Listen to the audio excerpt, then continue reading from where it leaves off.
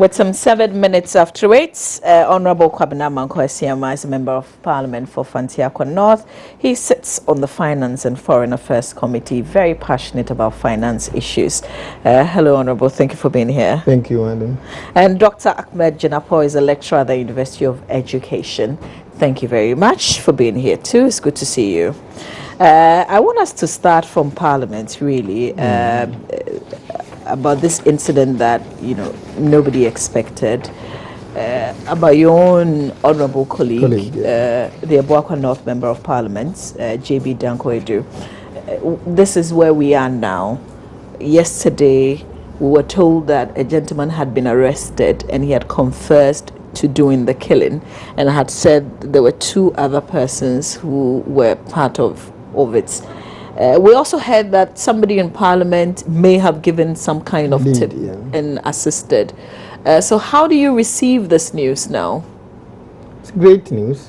I will first of all say a big good morning to the people watching, and especially people from Abuakwa. It's a great news. It was received with all passionate intentions of good people who would like to know that if the police is up and doing, they can do whatever and make any arrest whatsoever as far as commitment of sin is concerned. It's great. As the newspapers are putting out, one lead was from an MP who had an information about somebody telling him that an MP may be assassinated or killed. That also he gave the information to the police, and another one coming from a repairer who also did the phones right for the killer. He said he wanted to open it up because he didn't know how to access the phone because it was locked. He had a locked number or asset on it. So it's all good, and we appreciate that the police are very, very smart on some of these issues, and they have acted swiftly to unravel the secret surrounding the death. We give them thumbs up and continue to tell them that they should continue to do such things. And I will say that Tuesday has been a black day on the map of democracy in Ghana. It's the first time that an MP has been knifed to death.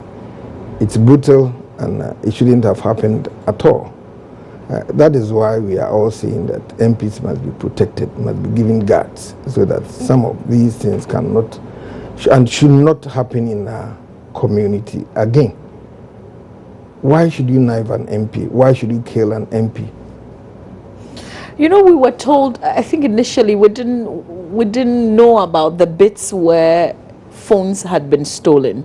We thought nothing had been taken out. You are closer because you are on his side in terms of the minority, and you are NPP. Do you know if other things were stolen? As it stands now, nothing has been shown that anything particular was stolen, except that maybe further investigation by the police may prove likewise. Either that what we can say for now, or the information given to us, is that nothing else was stolen except the phones, which we now know were stolen by the guy or guys who did that heinous act. There was also another some further information that said that this guy who is with the police now, or the BNI, is a petty thief.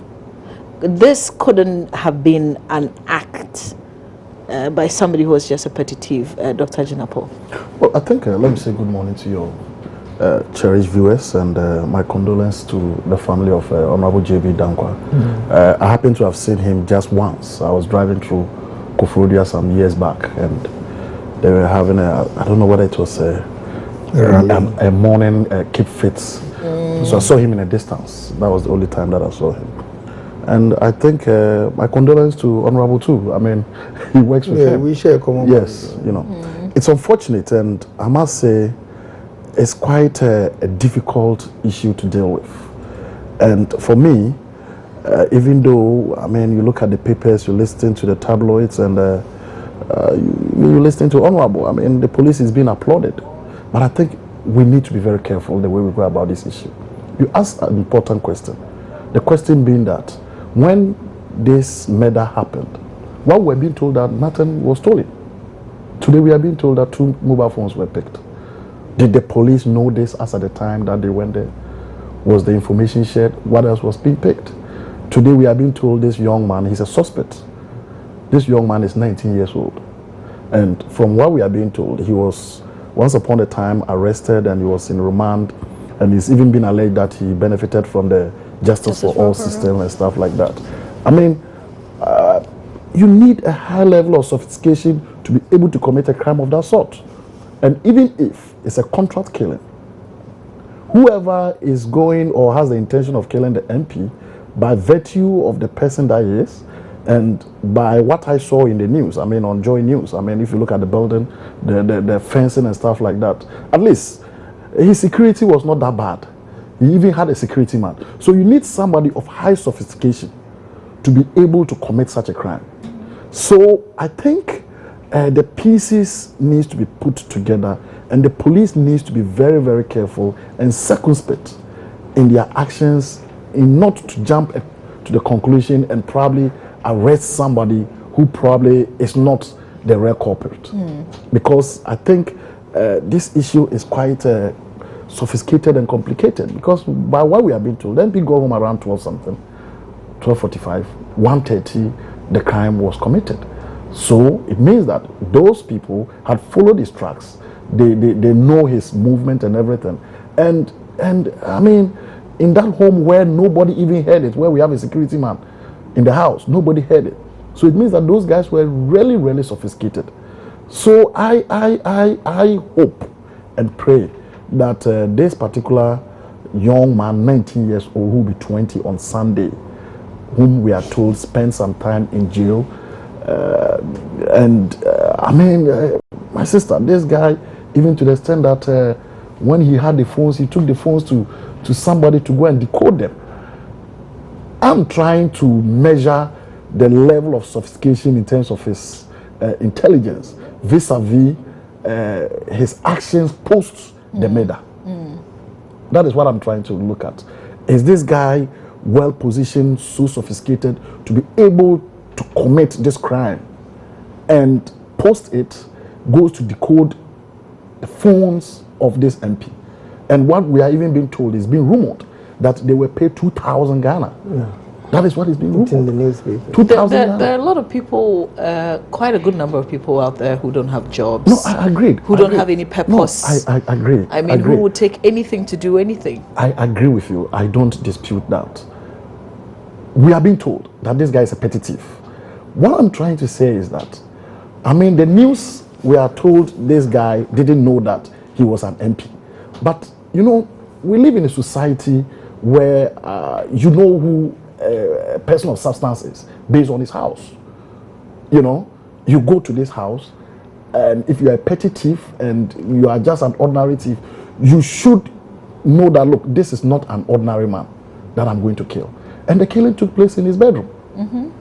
The killing took place in his bedroom. The kind of petty thieves that I know, I mean, if you live in a community, those petty thieves will come and pick children's stuff left outside. That is what I'm saying. I mean, they never, they don't kill. They can take money and things like that. And you see, but the guy went, Honorable, just before, the guys, as we are told, went there, killed this man, not with a gun, stabbed him, took his phones out, and there was a security man in that house, and they were able to go unnoticed. With that long ladder. Yeah, that long ladder, or however they went, they were able to go unnoticed. And stupidly, they go to a mobile phone repairer to try to decode the phones. There's some other information that I got, talking to somebody who was really close to, I think JB, they called him, those who were really close, that whoever did the killing even had the guts to wash his hands. Imagine. Inside his room. And when he got down, he washed his hands in the pool before he ran out. I think we need to be very, I just want us as a people or the police to arrest the real So you think this is just these are just some guys who probably didn't know? Yeah, I'm just being circumspect. Okay, Honorable, we need to get the real guys, and we are told this guy confessed. Under what condition did he confess? Was he under duress? Did he even know what he was doing? We need to know, and we need to be very, very careful, because look, excuse me, I don't pray for it. It can happen to Honorable. It can happen to anybody.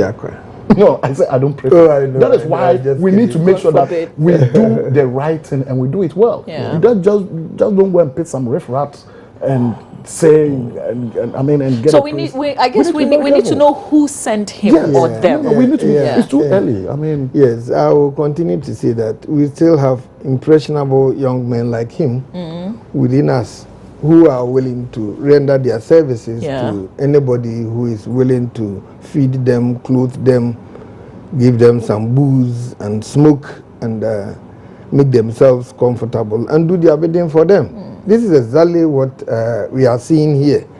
Doctor very well is saying that yes, he had some doubts as to how that young man could alone or with 2 or 3 people have planned to do such a thing by killing a whole MP who represents over 30,000 people in our society, a community of that nature.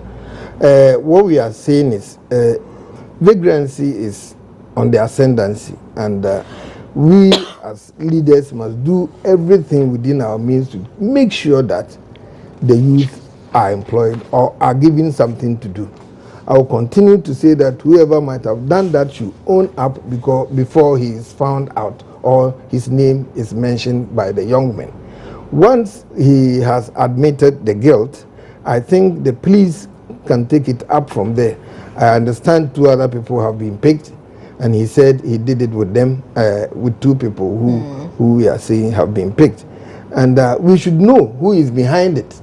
Right? We should know who is behind it. That is very, very important. That's the bigger fish. Yes, we should know that. And what exactly might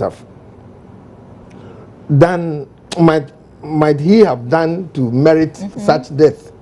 It is very, very serious. And I would like to advise, hence, the youth that that guy himself or the 3 of them could have approached JB.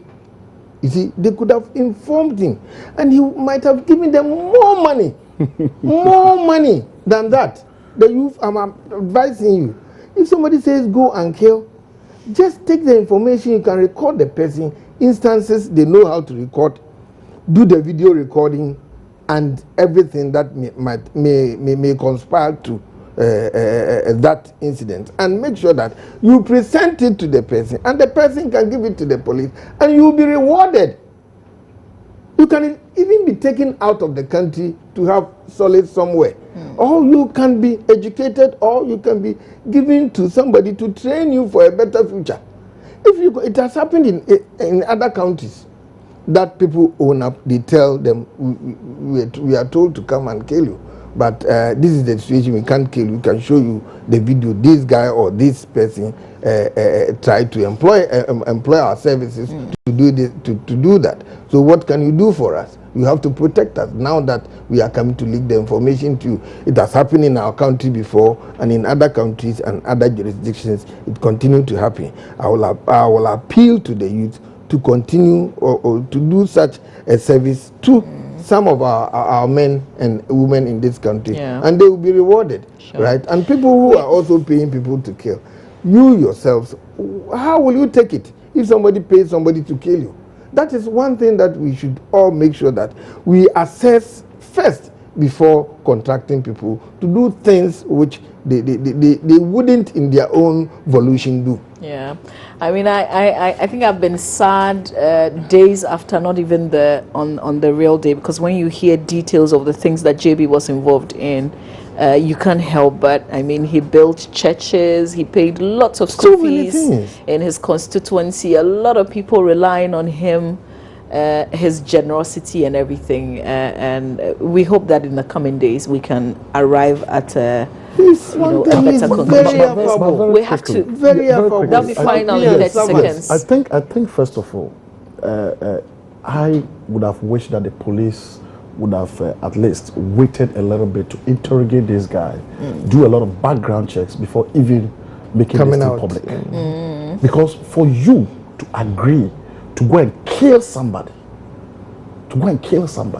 it means one, you have a track record of doing it, or two, you are really convinced. Because we are not talking of just going to do, we are talking of what? Going to what? Kill somebody. So what could have more or less motivated this guy? Not just the money, but to say, But sometimes these guys who don't have any jobs, who don't have any mission, they don't need any 100 Ghana motivation. can even Just a little money. Sometimes it's spare even them on. drugs Yeah. that would. but most of them too wouldn't do it. Yes, most of them people wouldn't wouldn't do it. Yes. So I think this particular issue, even though it's as bad as it is, it gives us the opportunity, one, to know this young man who he is, what informed him to do that, and is it possible that there are other people who can also do the same thing? You understand? Sure. MP talks about security. Yes, I think it's an important debate to be looked at. Whilst we are looking at providing security for MPs, it's also important for us to look at how do we provide security for an ordinary teacher like me? How do we provide security for you? You sit here every day, you talk to people. I come at dawn, actually. You So interrogate people. Sometimes there's- you say things that people don't like. I think the overall security of this country is important and should be Looked at paramount. again. Yeah. And this particular issue, as I said, in as much as it's painful, it's hurting, it provides us the opportunity to look at the bigger picture. Yeah. I do not think we should move in a propagandist mode by trying to claim credit that we've arrested somebody. No, it's the their guy job. is dead, for God's sake. it's This their guy, job, if he's the one, he's going to be in prison. How do we gain lessons from it moving forward? to stop To stop it. other things That like is what that is from important. happening.